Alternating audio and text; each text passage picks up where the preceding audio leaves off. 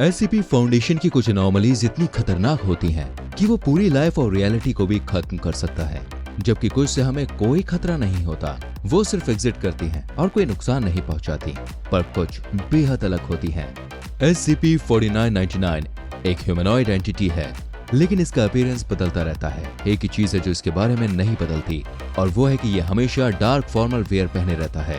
पहले कई लोग मानते थे कि ये एक अर्बन लेजेंड है। SCP-4999 की लोकल कहानियां सुनकर ही फाउंडेशन को इसकी एग्जिस्टेंस के बारे में मालूम पड़ा, और एक रिसर्च के मुताबिक पूरी हिस्ट्री में ऐसे अकाउंट्स होते हैं जिनसे SCP-4999 के अपीयरेंस के बारे में पता चलता है। इसकी सबसे अजीब बात यह है कि ये काफी कंसिस्टेंसी के साथ या कंसिस्टेंट सिचुएशन में अपीयर होता आया है। डेटा से ये पता चलता है कि SCP-4999 किसी स्पेसिफिक नीड में ही लोगों के सामने आता है। ऐसा ही कुछ आप एलेक्स हेयरफोर्ड नाम के सब्जेक्ट के केस में देखेंगे। और एक रात उसे क्या एक्सपीरियंस करना पड़ा। रोड काफी स्लिपरी थी और एलेक्स बहुत तेजी से गाड़ी चला रहा था। उसे इस बारे में पता था, लेकिन किसी चीज के बारे में पता होना और उसके बारे में फिक्र करना दोनों अलग चीज होती है। फ्रंट विंडशील्ड पर बारिश की बूंदें तेजी से गिर रही थी और उसकी 2005 होंडा सिविक की कमजोर हेडलाइट उस काली रात कुछ ज्यादा काम नहीं कर रही थी। पहाड़ी की तरफ रोड लगभग खाली ही थी। कभी कभी उसकी तेज स्पीड की वजह से लाइट की 2 बीम निकलती हुई नजर आ रही थी। बारिश की तेज आवाज के कारण हॉर्न भी सुनाई नहीं दे रहा था। फिर वो हो गया। एक तरह से एलेक्स को ये पता ही था, उसके पहियों और रोड के बीच कांटेक्ट खत्म हो गया है। बारिश का बहुत सारा पानी और एस्फाल्ट की वजह से उसकी गाड़ी की ग्रिप छूट गई और वो आउट ऑफ कंट्रोल हो गई। उसे लगा कि उसे डर लगेगा, पर वाकई उसे कुछ नहीं महसूस हुआ। वो कुछ एक्सपेक्ट कर रहा था, जैसे बचपन में हाथ पर मारने वाले गेम में पंच पड़ने से पहले जो महसूस होता था, बिल्कुल वैसा ही। ऐसा नहीं था कि उसके आसपास की दुनिया स्लो हो गई थी, लेकिन उसका ब्रेन बहुत ज्यादा स्पीड से काम कर रहा था और वो ये समझ पा रहा था कि वो मरने वाला है। उसके थॉट की स्पीड इतनी बढ़ गई थी कि उसका परसेप्शन धीमा पड़ गया था।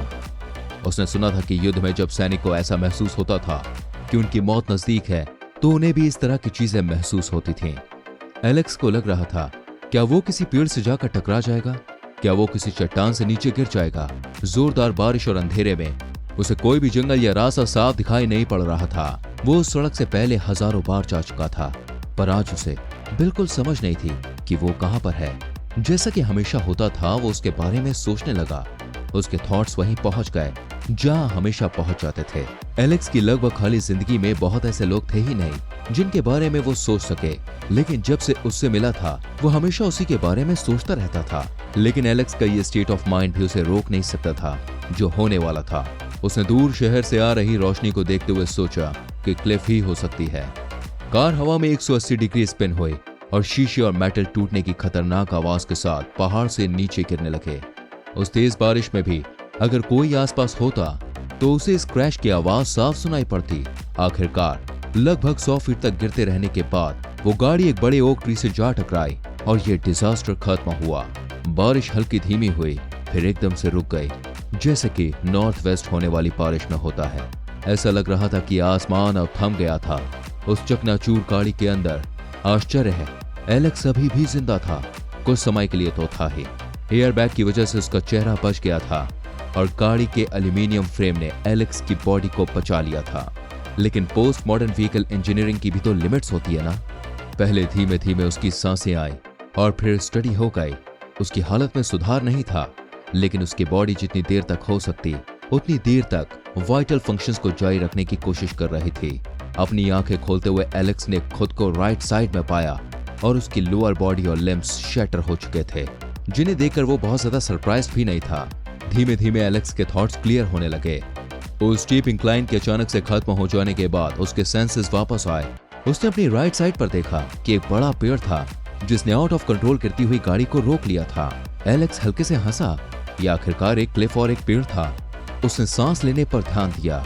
उसे तब तक दर्द महसूस होता रहा जब तक उसके ब्रेन ने उसकी बॉडी में एड्रेनलिन और केमिकल्स नहीं इंजेक्ट कर दिए। क्रैश और बारिश के बाद सब कुछ थमा हुआ सा लग रहा था, लेकिन उसे कुछ सुनाई दे रहा था।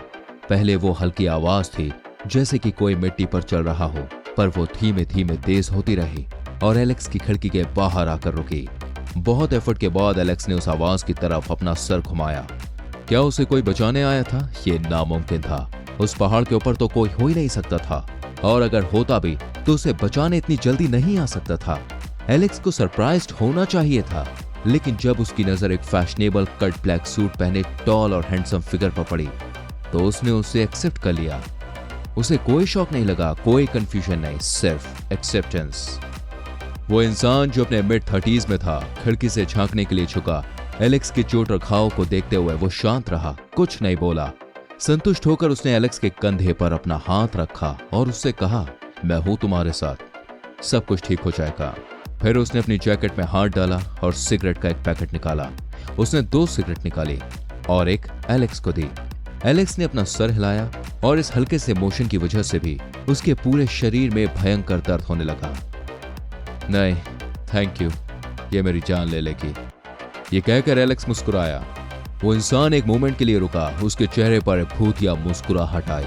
उसने अपनी सिगरेट जलाई और अपने लाइटर की रोशनी से एलेक्स के चेहरे को देखा। एलेक्स सही था, वो इंसान मिड या लेट 30s में था, हैंडसम था पर कवर मॉडल नहीं था। उसे देखकर आंखों को अच्छा लग रहा था।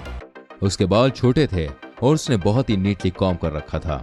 बारिश का भी उसके बालों पर कोई असर नहीं पड़ रहा था। एलेक्स उस इंसान को जितना ज्यादा देख रहा था, वो उसके फीचर्स को उतना कम याद रख पा रहा था। ऐसा नहीं था कि वो लगातार बदल रहे थे, पर एलेक्स कुछ सेकंड से ज्यादा किसी भी डिटेल को याद नहीं रख पा रहा था।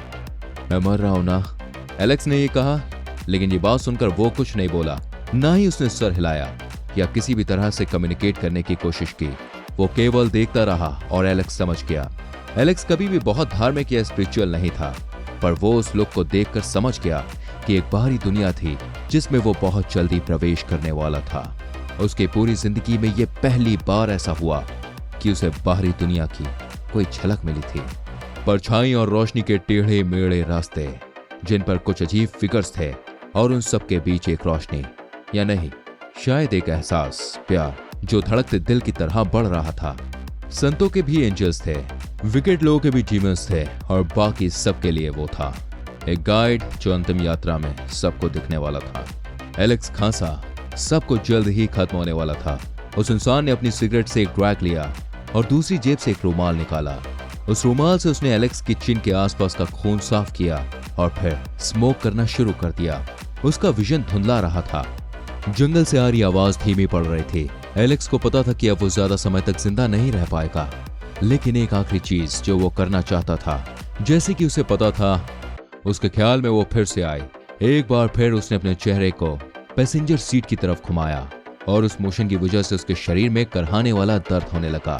सीट की दूसरी तरफ उसका फोन पड़ा था, जो कार के क्रैश होने के बाद भी सही था, पर वो भी किसी काम का नहीं था। वो अपनी बढ़ती हुई कमजोरी की वजह से उस तक नहीं पहुंच पा रहा था। उस इंसान ने अपनी सिगरेट से आखिरी ड्रैग लिया, उसे बुझाया और स्टेप को अपनी पॉकेट में डाल दिया। फिर वो टूटी हुई ड्राइवर साइड वाली खिड़की के पास गया। एलेक्स को सिगरेट की महक के साथ एक अच्छी परफ्यूम की खुशबू आई। वो इंसान एलेक्स के पास गया। उसने फोन उठाते हुए एलेक्स के चकनाचूर राइट हाथ को देखा। एक मोमेंट के बाद उसने वो फोन उसके लेफ्ट हाथ में दिया। थैंक यू, ये बस एक मुस्कुराहट थी। एलेक्स को कंसंट्रेट करके बस वो आखिरी काम करना था। उस इंसान ने फिर से अपना हाथ एलेक्स के कंधे पर रखा, जिससे एलेक्स को थोड़ी हिम्मत मिले और वो जो भी करना चाह रहा हो उसे कर पाए। उसने अपने लेफ्ट हाथ से फोन को चलाया। टूटी हुई उंगलियों के दर्द से वो अपने दांत पीस रहा था। नए मैसेज को खोलते हुए उसने अपने कॉन्टैक्ट को नीचे स्क्रॉल किया। GHIJ, आखिरकार के उसे उसका नाम मिल गया और वो एक मैसेज टाइप करने की कोशिश कर रहा था। आज भी जब बारिश होती है तो मैं तुम्हारे बारे में सोचता हूँ। उसने सेंड प्रेस करने के लिए अपने थंब को मूव किया, लेकिन तब तक एलेक्स की बॉडी जवाब दे चुकी थी और फोन उसकी पकड़ से गिर गया। पर उस इंसान ने उसे कैच कर लिया। उसने एलेक्स के लिए फोन को पकड़ा और उसके यस बोलने के बाद मैसेज भेज दिया। आखिरकार मैसेज सक्सेसफुली डिलीवर हो गया था। फिर से बारिश होने लगी, वैसे ही जैसे कि स्पेसिफिक नॉर्थ वेस्ट में होती है। उस भयानक एक्सीडेंट के सीन पर बड़ी बड़ी बारिश की बूंदें गिरने लगी। उस विक्टिम की गोद में उसका फोन पड़ा हुआ था और इस अंधेरी पहाड़ी की तरफ कहीं दूर उस फोन पर एक मैसेज नोटिफिकेशन आया। SCP-4999 एक समय पर केवल एक ही इंसान के सामने आ पाता है जब वो अकेला होता है। ये सभी सब्जेक्ट या तो किसी टर्मिनल इलनेस के आखिरी स्टेज में होते हैं, किसी लाइफ थ्रेटनिंग इंजरी से सफर कर रहे होते हैं या अपने डेथ बेड पर होते हैं। ऐसा भी समझ में आता है कि इन सभी सब्जेक्ट की लाइफ और पर्सनैलिटी कुछ खास या रिमार्केबल नहीं रही है। फाउंडेशन ने SCP-4999 की टेस्टिंग को ऑथराइज नहीं किया क्योंकि ये कब अपीयर होगा इसे प्रेडिक्ट कर पाना बेहद ही मुश्किल है। साथ ही अगर ऑब्जर्वेशन हुई तो हो सकता है कि ये एनॉमली अपीयर होगी ही नहीं। कुछ एथिकल कंसर्न भी हैं क्योंकि फाउंडेशन के कई लोगों को ऐसा लगता है कि SCP-4999 ह्यूमैनिटी की मदद कर रहा है, भले ही केवल उन लोगों की जो सोसाइटी में कमजोर है। इस बात पर लगातार डिबेट होती रहती है कि क्या इस तरह के एनॉमलस क्रिएचर को बिना किसी इंटरफेरेंस के उसका काम करने देना चाहिए या फिर नहीं।